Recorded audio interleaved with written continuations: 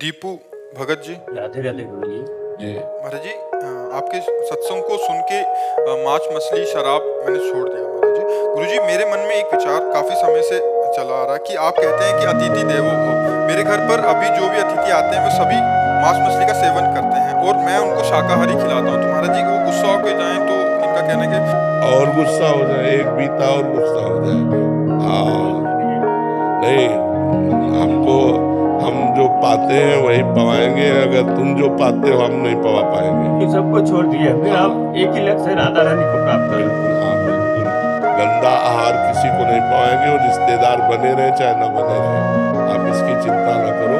कलिकाल है, अब प्रायः गंदगी ही बढ़ती चली जा रही है। कोई ये सात्विक आहार पसंद नहीं करता, दाल रोटी, तो सब गंदे आहार की तरफ बढ़ती जा रहे। तो आप गंदे मत बनो, आप स्वयं पवित्र रहो और जो आए उनको पवित्र पवाओ। मन आवे तो पाओ, ना आवे तो आप चले जाओ। गुरु जी, अगर नहीं पाके जाए तो मेरा कुछ नहीं नहीं, कोई इसमें अपराध नहीं, उत्तम मार्ग है, उत्तम बात है।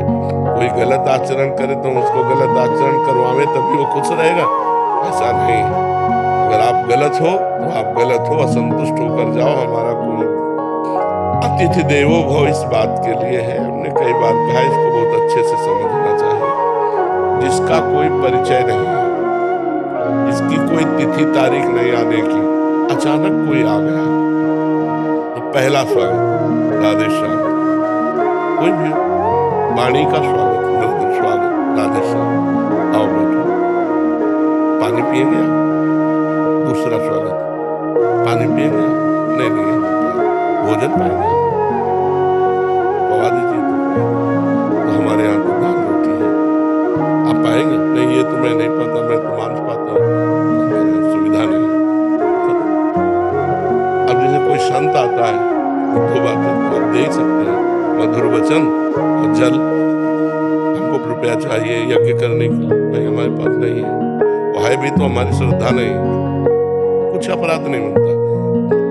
आप अगर सत्य से चल रहे हैं, कोई अपराध, हम आपको नहीं जानते, हमारी श्रद्धा नहीं कि हम 5,000 आपको दें, पता नहीं 5,000 का आप यज्ञ करोगे कि शराब पियोगे कि क्या करोगे। हमारी श्रद्धा बन जाए, हम ये जाने कि आप पात्र हो, तो फिर हम आपको अर्थ दे सकते हैं। तो ये हम प्रवचन क्यों करें, हम तो सीधी बात है, दो का स्वागत किया, वचन और जल। तीसरा भोजन हमारे अनुसार, चौथा अर्थ श्रद्धा के अनुसार।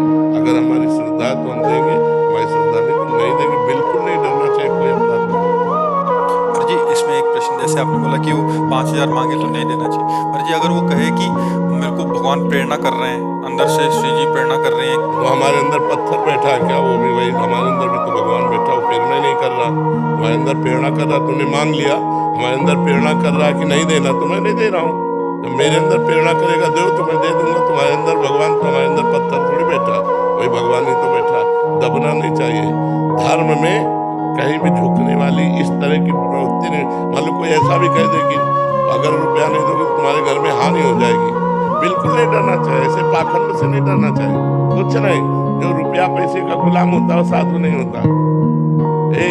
जो दूसरों से रुपया मांगे साधु नहीं होता। तब लग जोगी जगत गुरु, जब लग रहा है निरात, और जब आशा मन में भई जग गुरु जोगी दात। भगवान का दास बन करके साधु वेश रख कर रुपया मांगे घूमे, वो लक्ष्मी महारानी का दास हो सकता था, नारायण का दास नहीं हो सकता।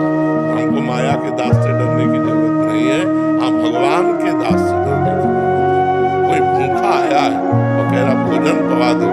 अब आपकी बड़ी तीव्रता से आपको कहीं जाना है, अब आपको समस्या है, आप पहले भोजन की व्यवस्था करें। धर्म कहता है वो दरवाजे पे भूखा आया, वो वापिस न जाने पावे। हमारे पास जो कुछ जल पात भोजन जो भी है आप पा लीजिए, फिर हम अन्य कार्य देखेंगे। उस समय अवहेलना न करें कि हम लोग पार्टी के लिए जा रहे हैं, घूमने जा रहे हैं, तो कोई अतिथि कोई साधु महात्मा भोजन की याचना करे तो तत्काल व्यवस्था की, जैसे भी बने। मान लो बाजार में हो आप, तो मीठा और फलाद खरीद करके आप पा लीजिए। भले वो अपनी औषधि के लिए पैसा है, तो आप बीमारी का कष्ट सहले में आप भोजन पा लीजिए। ये धर्म कहता है।